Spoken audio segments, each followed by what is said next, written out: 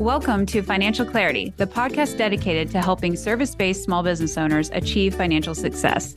Join us as we demystify financial concepts, get practical tips from seasoned entrepreneurs, and discover strategies to increase profit and value. Hannah Smolinski here. I'm the host of the Financial Clarity podcast, where I connect successful entrepreneurs, financial experts, and leaders in the small business community. Past guests include Louise Brogan, who's a LinkedIn expert helping agency owners create real ROI through LinkedIn marketing, and Jeff Grant, a lawyer from New York who went to prison for SBA loan fraud, but he reformed himself and got his law license reinstated. So if either of those episodes pique your interest, be sure to check those out. Today's episode is brought to you by my company, Clara CFO Group. Clara CFO is dedicated to providing financial clarity and profit maximizing solutions to small businesses. The team at Clara CFO are seasoned accounting professionals with a heart for small business. We help growth-minded entrepreneurs thrive through fractional CFO services and financial education. To learn more about Clara CFO Group and how we can help your business, visit claracfo.com, or you can actually just email me directly at hannah@claracfo.com. Now, we have a wonderful guest today, Nikki Rausch. Hi, Nikki. Hi. Hi, I'm going to read your amazing bio because you are a rock star. But before that, I wanted to talk to the audience a little bit about how we met and maybe give a little bit of a shout out. So I've owned my business since 2017. And as I was starting, I was getting involved in a couple networking groups. And locally here in Seattle, you were in the city at the time or around the city. And we were both involved in a group that called Business Among Moms, which was run by Julie Fry. And so I want to give a big shout out to Julie Fry for organizing that group. She's still a friend of yours, and Yes. We love her. And she's actually going to be on the podcast in a couple weeks. So thank you to Julie for setting up that organization, because I feel like it brought together a lot of badass women, and I got to learn from you at that point in time. So, I love Julie, and I loved that group. And yes, I agree. She knows how to create community like nobody else. Yes, absolutely. So let me introduce to you Nikki Rausch. Without further ado, as the CEO of Sales Maven, Nikki Rausch has a unique ability to transform the misunderstood process of selling. With 25 plus years of selling experience, entrepreneurs and small business owners now hire Nikki to show them how to sell successfully and authentically. Very important. Nikki has written 3 books, all available on Amazon, and she has a podcast called Sales Maven, which you can find on your favorite podcast platform. Nikki, thank you so much for being here with me today. Well, I'm delighted to be here. I'm a huge fan of you and so happy about the podcast and that you are going to have this available for people out into the world to have more access to Hannah. I love it. Thank you. And thank you for encouraging me in that process too. You have an amazing podcast. Can you tell us a little bit about the Sales Maven podcast? Absolutely. So the Sales Maven podcast, the whole premise behind it really is to deliver information that is going to support somebody in getting more confident and comfortable in the selling process. So I do solo episodes where I'm actually teaching concepts. I do on-air coaching calls so people get to understand what's it like to coach. But also sometimes it's nice to be the fly on the wall when somebody's coaching, because it's not like all the attention's on you, but you can still take away from it something you can implement into your business. I do sales success stories as well, where clients come back on and share what they've implemented and how it's made a difference in their business. And then every once in a while, I bring in some of my favorite people and I do what's called a Mastering Excellence episode, where we dig into a specific concept and find the structure of how they're getting exceptional results in their life and business. So that's the Sales Maven podcast. Yes. And it is an amazing resource. I've gone back through your catalog too, when I'm like, oh, I know she said something that I know I need to go and re-listen to, because I remember that it triggered like a really amazing thing, like just kind of thought processes around selling in general. And I've actually sent your podcast episodes to a number of clients too, as I can see that they might be struggling with some of the mindset around selling. But before we get into some of your wisdom that I know you're going to share with us today, I would love to hear a little bit more about the background of how did you come to run your own business teaching selling concepts? Because I know you were in sales before, but how did you get here? I got here kind of in a weird, it's one of those, like, it wasn't really intentional kind of opportunities where I was having a lot of success in my corporate career in sales. And while I was in my corporate career, I've always been interested in personal and professional development. And I started studying neurolinguistic programming. And if that's a new term to anybody listening, it sounds really scientific, but it's really the study of communication. Mm. And I started studying NLP because I thought this is going to support me in sales. And it did. And it also really helped me become a much better communicator as a result. So it improved all these relationships in my life, not just with clients, but also personal relationships. So in, let's see, I guess it was like the end of 2011, I was feeling a little kind of burnt out, frankly. And my NLP teacher had just moved up to Washington State and was wanting somebody to help her grow her business. So I decided to leave my corporate career and help her grow her NLP business. And that was the first time I started networking. I'd never really done networking before because that wasn't just not something that was done in the industry that I was in. And I started meeting all these amazing entrepreneurs. And a lot of them were really struggling to make money in their business. Mhm. And the thing that they were the most uncomfortable with was selling. And I mean, selling for me at that point, I was like, oh, I've been doing this at that, like, almost 20 years. So let me help some people. And I just started helping people on the side, not with the intention of growing a business, but just wanting to be of service. And some of the people I were helping just started getting these amazing results. Things started really moving. And one of my friends that I met in a networking meeting was like, why aren't you teaching this? Like, Mhm. why are you not helping people learn how to sell? And I thought, well, that's dumb. People aren't going to pay for that. She's like, people will pay you money for this.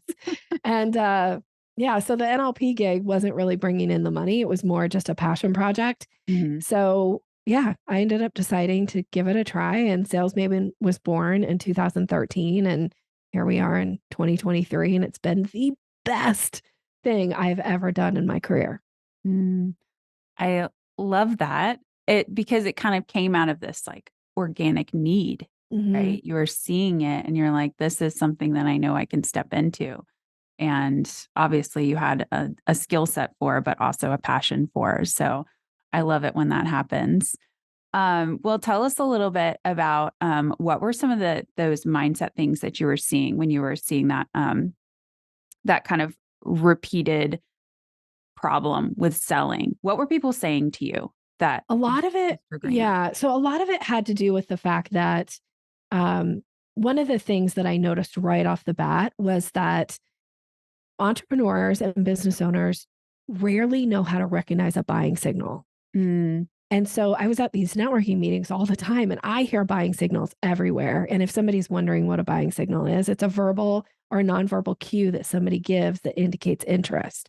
And when you get a buying signal, your job is to act on it in the moment. And what I was hearing people do is do things like, well, here's my card, or go check out my website, or I have this really great, social media channel. Check this out. And I was like, no, mhm, that's not the right way. So for people who were open to it, I always ask permission before I give any feedback. So I would always ask permission, like, are you open to me sharing something that might help you in your business? So then I would say to people like, so and so just gave you a buying signal. If you go to them and invite them to take this next step with you, chances are you're going to get their business. And people were like, what? What do you mean mhm. there's these buying signals? So that was one of the first concepts. And actually, I wrote my second book about buying signals because I was so like, people need to know about this and they have to know when you get a buying signal what to say and what to do. And then a lot of it too was always this like, well, I don't want to be pushy. I don't want to sell. I just want to educate. That was another big one is Mm, people had this idea that I don't want to sell. I just want to educate.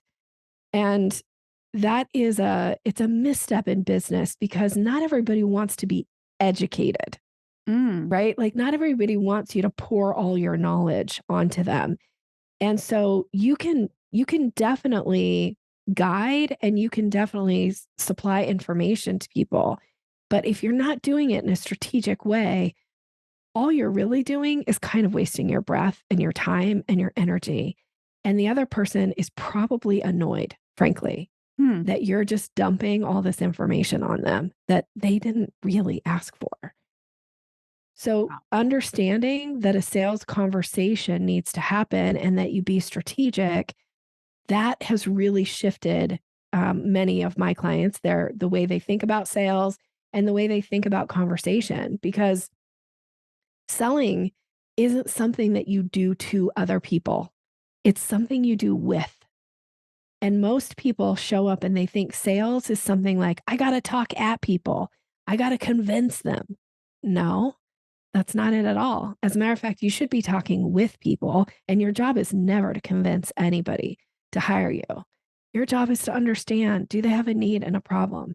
And do you have a solution that might meet that need or problem? And if so, do you have permission to put it in front of them? And then sales gets easy, gets so much easier for you as the seller. And frankly, it gets so much easier for the buyer to buy from you. Right. That's such an important part for me. That was a big shift because I've worked with you to help in my selling process. And I had a mental block on thinking I was a bad salesperson because I hated that idea of just presenting something in front of somebody and hoping that they buy. But when you start to get into that conversation piece and it's like, you have a problem, let's explore that. What's the next step? Okay, I might have a solution. What does that look like? And it becomes more conversational. It feels so much more authentic and natural. And I feel like that's one of the things that you do so well in the way that you talk about sales, and it never feels salesy on the other side either. As somebody who has like absorbed some of that, it feels like, no, I want to go along this journey with you. So that's beautiful. Why is not everybody selling like this? Well, I think because, it kind of comes down to, and you probably know this too, right? Like in your industry, there's a lot of misconceptions. And we've all been on the receiving end of being sold to, where somebody's doing it in a way that feels gross or it feels aggressive, or you're just, and we all get this all day. I don't know how many emails I've already gotten this morning from people that have no permission at all to email me and are telling me why I should hire them. But I don't even have a need for what they're selling. So that to me is a huge waste of everybody's time and energy. And I'm never going to buy from those people because of the way that they've approached sales. Like the shotgun approach to sales is so old school of like, let's just throw as much garbage out into the universe as possible and see what comes back at us. Well, you throw a bunch of garbage out, you're going to get a bunch of garbage back. But if you actually start having real conversations with people, and if you get comfortable understanding like where are we in the conversation and what's a logical next step that is easy for the other person to take with me, then like you said, it gets easy. It's so much more comfortable. It's more conversational, and you actually increase your chances of earning the business. So, gosh, wouldn't it be great if we all just put out an email and, had 1,000 new buyers? But unfortunately, most businesses don't work that way. And it takes a lot to get to a place where you could even do something like that.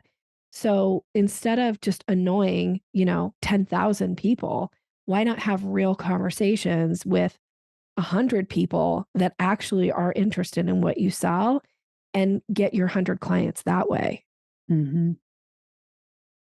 What do you think about for businesses that maybe have relied on that cold email strategy in the past, or maybe cold calling or something like that, and they are a service company that they're providing B2B services or something like that? What would you say is I guess actionable step they could be taking to moving away from that just shotgun approach to something more relationship based? Well, first and foremost, I would recommend that you take a look at your last however many buyers, like people who became clients for you, and track back, where did they come from? Now, if they came from this effort of this shotgun approach to sales, maybe that is the way for you to go. But chances are that's not how they came into your business. They probably came into your business in another way. So I always say, like, pour gasoline on the fire that actually is bringing in the new clients. Like, let's build that fire. Let's get that burning before we try to just do all this stuff that's just a waste of time and energy and money, and frankly kind of turns people off, right? So if you have a service-based business, there's a good chance that most of your new clients are coming as referrals.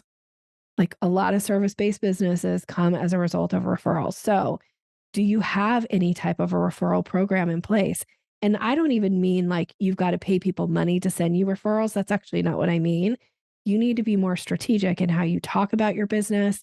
You need to help people have a better way for them to be able to communicate about your business. And you have to make it so easy for them to send that referral your way. And you got to plant the seed, right? Because if you have 5 people that are sending referrals to you, there's a good chance there's probably 20 that would if you asked. Right. I think there's a lot of people that really do want to make those introductions or want to help, but they've just never been directly asked to do that thing. Yeah, people want to help you. People like, it feels so great to do something nice for somebody. And actually sometimes it feels the best when you can do something nice for somebody where you don't get anything necessarily in return. It's just like helping people. Coming from this place of generosity is a true gift for the giver. And if you're never offering anybody the opportunity to give to you, you're actually robbing people of that experience. So don't be afraid to have those conversations with people, with your existing clients. Like attracts like. And if you have some really phenomenal clients, chances are they know people who would also be phenomenal clients for you.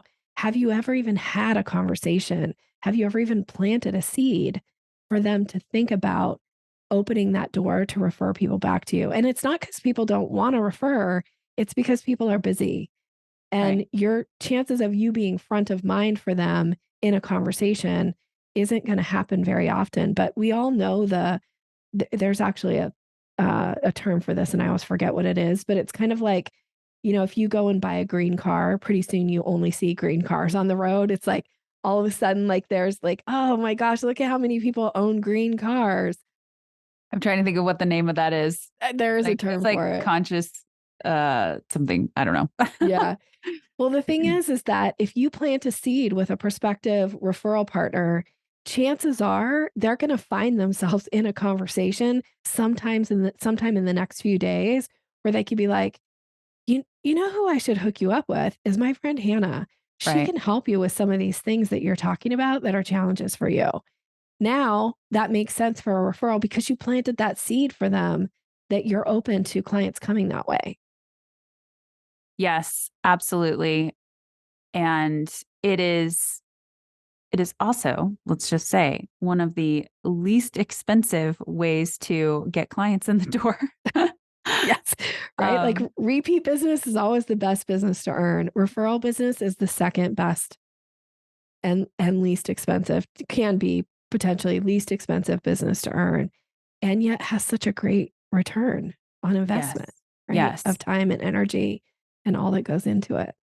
I see people sometimes spending money because I'm a virtual CFO. I can look into people's finances, and sometimes clients think that they need to go and buy, access to, lead, different lists of people or these, I guess, ways that they can cold call. And sometimes I just look at that dollar investment and I say, well, how different could this be invested where it might actually create the right leads coming in or better quality people coming into the business? Because that can be a really massive amount of money if that's your whole strategy. But what you're saying about developing relationships, having conversations, it takes time, but I feel like it'll bring in quality over quantity, which we're usually okay with in this kind of B2B space. The other thing about that, so I have a couple comments about that. One is that there's a mindset issue that's going to get, because if you're buying a list and you're sending out these, emails, because that's another issue. It's like, how's the email written? I know you know this because I talk about this all the time with my clients of how to frame the message so it's interesting to the reader. Most of these lists, these people who are buying lists are sending out messages that sound like everybody else's message. And that message is frankly either insulting or boring, or it's just yuck, right? So it doesn't actually give you any kind of feed. It doesn't give you the type of return that you need to have invested that kind of money. And then now you start thinking, nobody wants my service. Nobody needs what it is because I just spent all this money on marketing and I got nothing back for it. So it gets into your head and starts making you think that nobody wants your service, which isn't true. You're just talking to the wrong people, or the way you're talking to them is also not efficient and effective. So there's a lot of things that you can do better. If you are going to spend that kind of money, you better make sure that that message that you're sending is honed, that it's interesting to the reader, that it isn't all about you, because all about you is not interesting to somebody who doesn't know you. And right, so there's all these things that you can do. And yeah, so I'm always fascinated at how much money people spend on marketing efforts, and they don't put really enough thought into how is this going to be received? If you got a message like this, would that inspire you to take action? And I have this conversation often with clients. And when we talk about like, what are you doing? What's your messaging? How are you marketing your business? How are leads coming in the door? And I will ask clients, if you got a message like this, would you respond? And they're like, no. Well, then why would you send it? Don't send a message that you wouldn't respond to. That is not going to incent anybody to want to talk to you.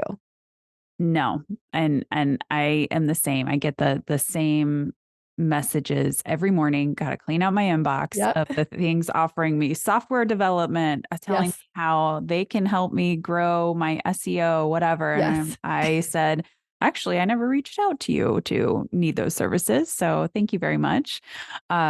Yes, it takes putting on like a strategy hat, I think, for a minute to think, how should I be approaching sales? Because sometimes we just hope that it'll happen. Like if we exist, it'll happen. But like what you're saying is there's this process, and people have to be kind of attracted to what you're doing in order to be intrigued enough to be interested in what you have. So what you have might be amazing, and you can, change somebody's business altogether. But if you're not kind of creating that connection, it won't happen. You won't have the sales. We like sales here because sales lead to revenue. And revenue is something that we care about a lot here at Clara CFO. We like profit better, but that starts with sales. That's right. So when a business is, looking to maybe up their sales game, maybe they've had some success, but they're really trying to amp it up. And maybe they have pretty aggressive growth for next year. Maybe they have a target of like 50% growth or something. What do you think is like a couple actionable steps they could take to increase what they're doing? Now, you already mentioned like putting fuel on the fire of like, if something's working, go there. But do you think there's any other things that they could be looking at if they're really trying to increase pretty dramatically? Yeah. The lowest hanging fruit always is repeat business. And one of the things that you should be thinking about is how can you increase the lifetime value of your existing client base? One thing I often find is that business owners, small businesses think that when the client came in and hired them, they knew about all the services that were available to them. And now they're a year in or 2 years in of working with them, and they just assume that people remember anything that was offered to them a year or 2 years ago. They don't. They don't remember. They don't know what you offer. They just know what you're offering them, what they're getting from you right now. So I often work with teams on this in particular, especially when you have multiple people that are, interfacing, account management, that type of stuff. And we talk about how can you create some curiosity? How can you plant some seeds about some other ways that you can serve the client? Don't assume that they're going to come to you and be like, well, we need these other services. Can you do this for us? Chances are what they will do is somebody else that they'll meet out in the world will somehow share with them that they can do these things for them that aren't being done for their business. And they're either going to hire them to do those things and or hire them to not only do those things, but do the thing that you're doing as well. And now you've just lost a client. And you think to yourself, but I could have done all that for you. Right. Well, that it's your job to earn people's business.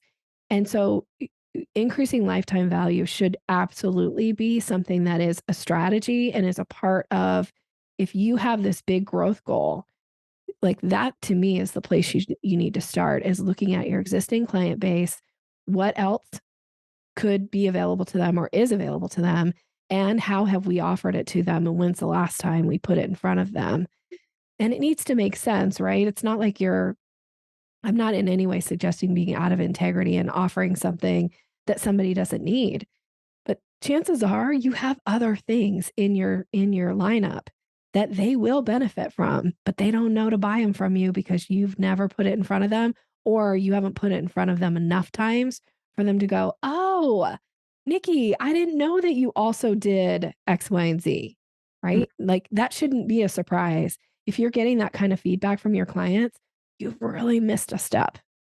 Yes, that is huge. I'm actually thinking right now, all the clients that I'm thinking I need to share this information with Yes. right now, because, they have multiple service lines and maybe one client was leveraging and using one service line, but they actually have this other piece that could be, something that maybe they weren't ready for at the time, but now a year down the road, they might be ready for. So that's wonderful and really valuable.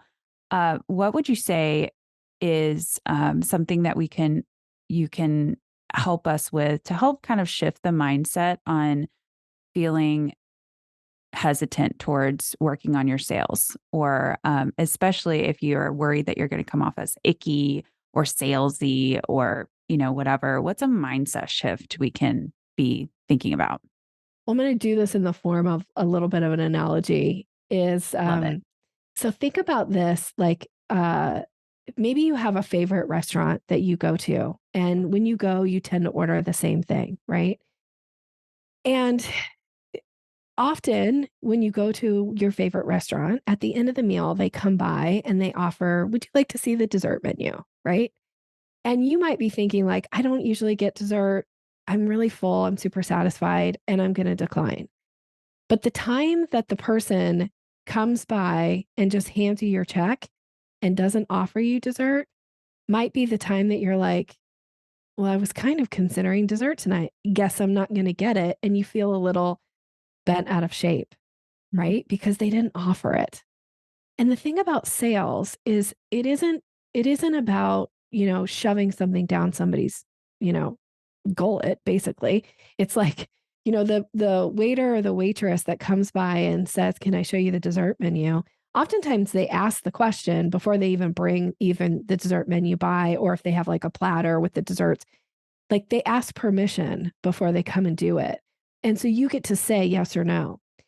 If you're making the decision to not put the dessert menu or your offerings in front of your clients because you feel weird, they're walking away with a different type of perception as to what happened.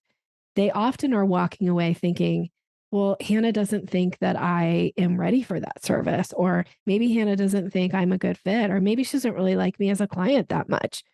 And that's not at all what you're thinking. You're thinking like, I don't want to be salesy. I don't want to be weird. I don't want it to be awkward for them.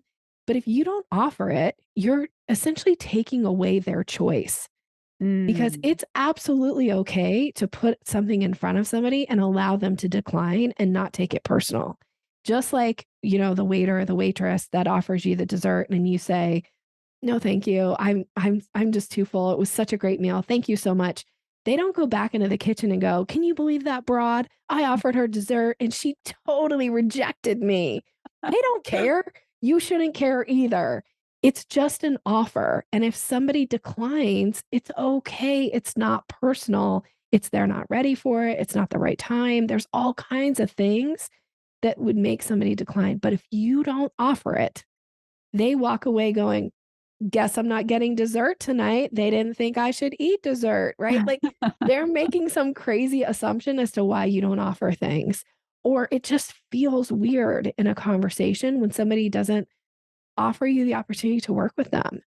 So don't rob your clients of having the opportunity to say yes or no because you feel weird. The thing about business and the thing about sales is you don't get a pass. And I think I just did an episode about this not too long ago. It's like, you don't get to just go, well, I'm not that comfortable with selling, so I'm just not going to do it. Like your clients don't just say like, oh, well, that's okay. That's all right. I'll just buy from you anyway. They won't. They'll go buy from somebody else. So you don't get a pass. You have to figure out how to get over these kind of mindset things. I'm happy to work with people on this. I'm happy to challenge people on it and do it in a really supportive, loving way. But I'm not going to let you get away with this idea of like, I just don't want to sell. That's essentially saying, I don't want to make money. Right. We like to make money here. I know. Revenue is important.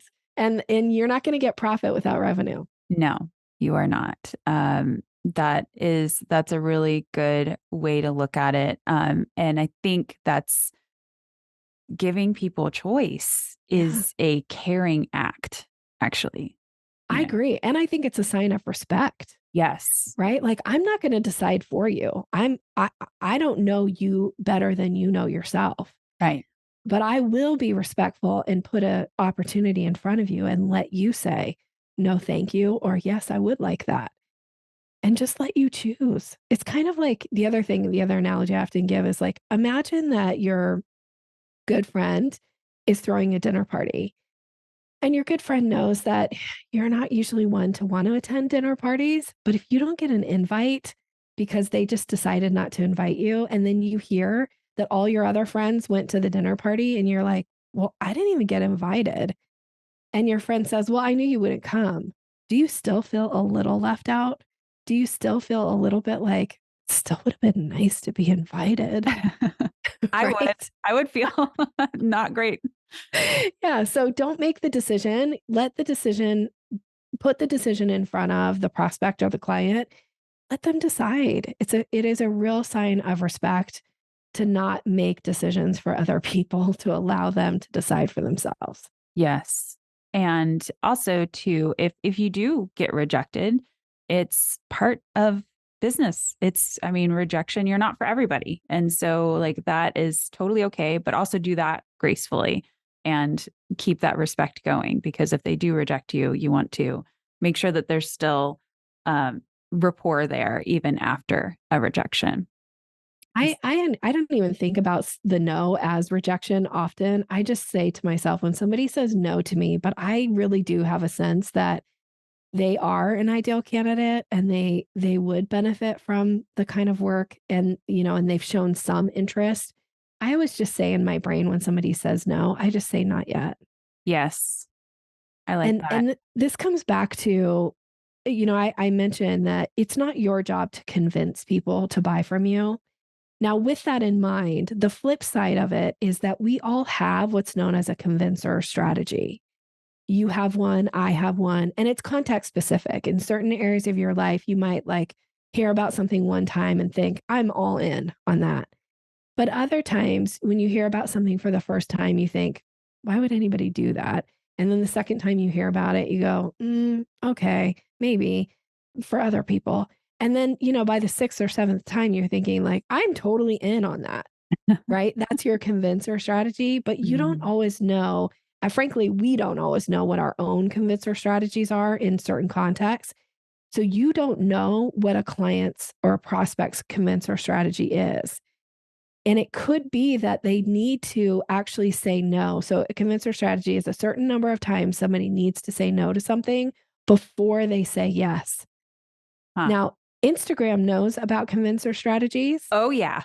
Because if you show any interest on Instagram of any type of product, all of a sudden your feed is full of ads for that kind of product because they know you have a convincer strategy but they don't know what it is. So they're going to keep putting it in front of you at least for a couple days and see, can we hit Nikki or Hannah's convincer strategy? Now, Instagram hits mine often.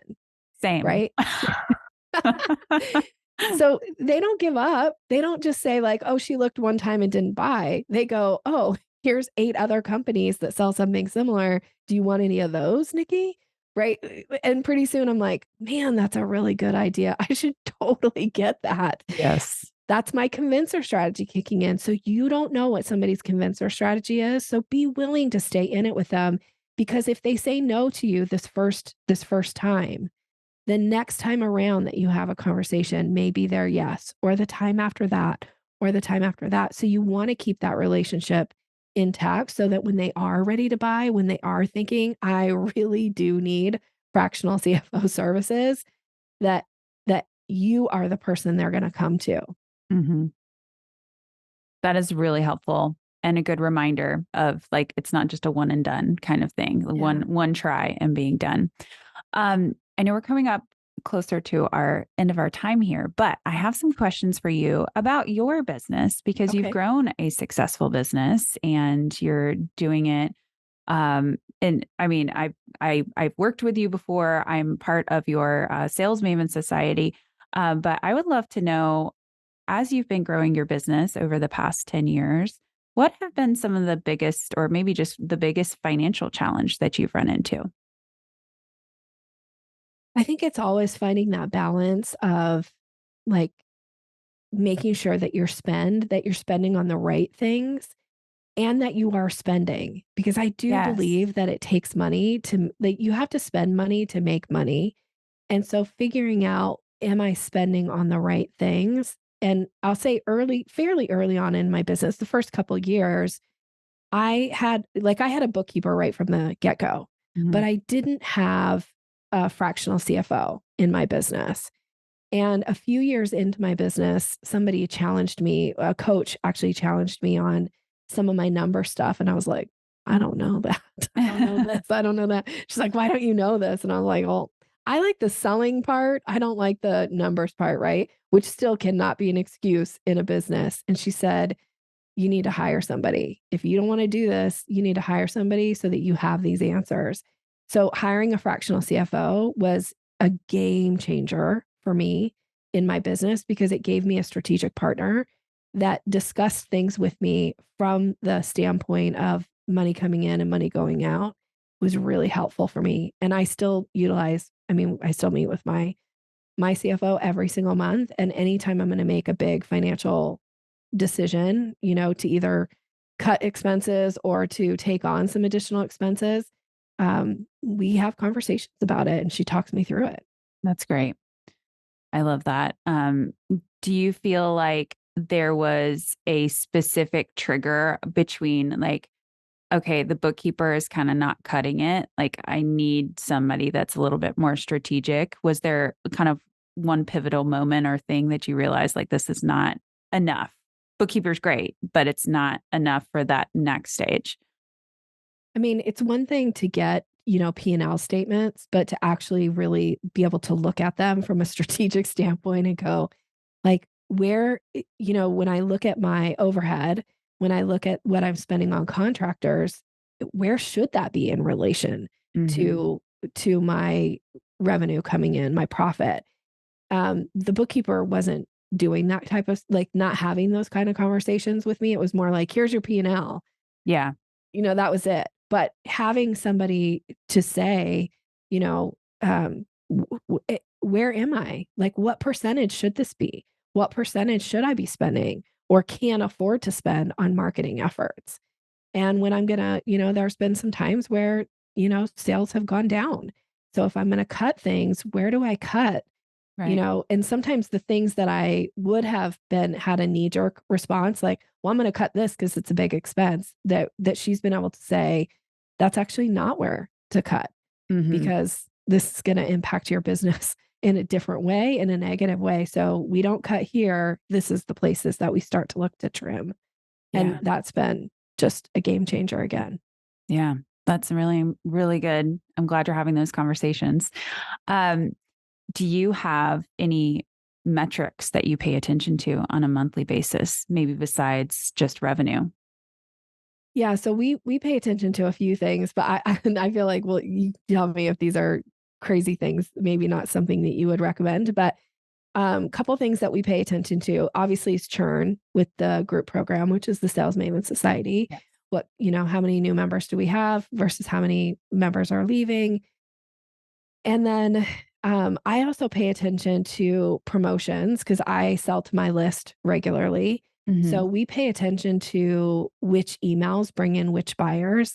And we Yes. also pay attention to um, like what's the tipping point as far as like promotions, like what are the promotions that work, um, that actually then translate into increased lifetime value. So sometimes I'll do a low price promotion where I think that didn't make me any money and or not enough to really move the needle.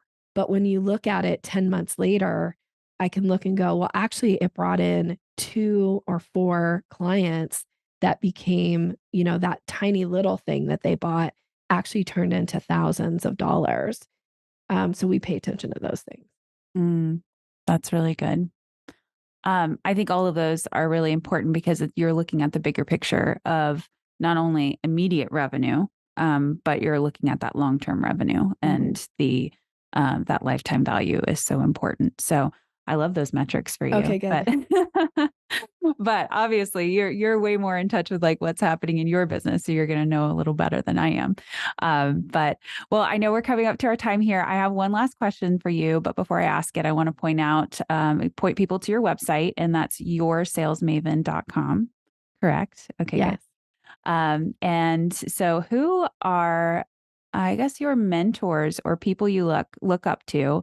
And with that, what is the best piece of advice you've gotten from them? Mm. Well, can I just say too for the Sure. audience, because you gave my website, Yes. can I give the little like extension that if you Absolutely. Oh, it'll yes, actually yes, get you yes. a gift. So I have a training on the 5 steps of a sales conversation. It's called Mastering the Sales Conversation. I'd love to gift it to your audience. So when you Thank you. go to yoursalesmaven.com, put in /clarity, and you can grab that training from me for free. That's my gift to the listener. Wonderful. Mastering the sales conversation. Mhm. And it's a Huge. short little training. It won't take you much time at all, yet there's some big impact that you can take away and implement into your business. Okay. Okay, Yoursalesmaven.com/clarity. that's right. Wonderful. I love it.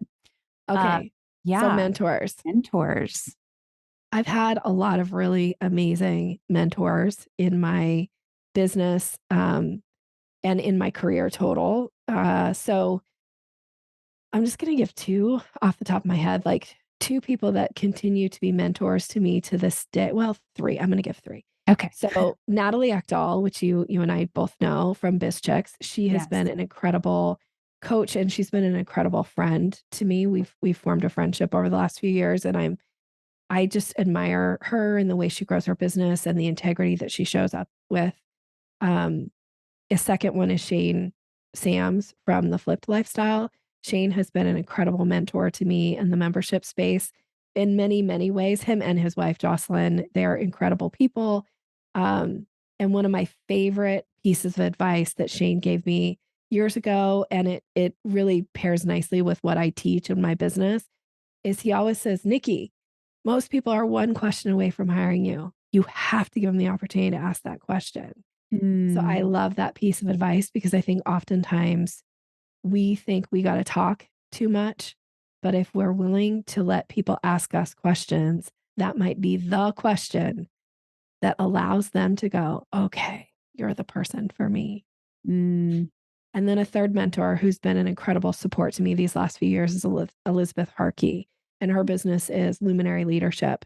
And I've learned so much about what it means to be a leader of my business because I have a team, and the idea of being a solopreneur always was like that's super interesting to me, that having to be a leader and lead a team has a learning curve. It's been a big learning curve for me, and I've gotten so much out of my work with Elizabeth, and um, I'm so grateful for her. That's wonderful. Thank you. You gave me extra, and now I get to go look up these people and learn more from them too. So thank you for that. Well, Nikki, thank you so much for being here. This has been so wonderful. If anybody outside of going to the website, is there anywhere else that they should check you out? Well, there's the podcast. So they Yes. obviously you're podcast listeners. So come check out my podcast, see if there's an episode there that would serve you. And if you're looking to connect with me further, you can do that through the website, or I tend to hang out on LinkedIn as well. So you'll find me there under Nikki Rausch. Awesome. Nikki, thank you so much. Thanks for having me. Thanks for listening to the Financial Clarity Podcast. Be sure to check out the show notes to learn more about today's episode and click subscribe on your favorite podcast app.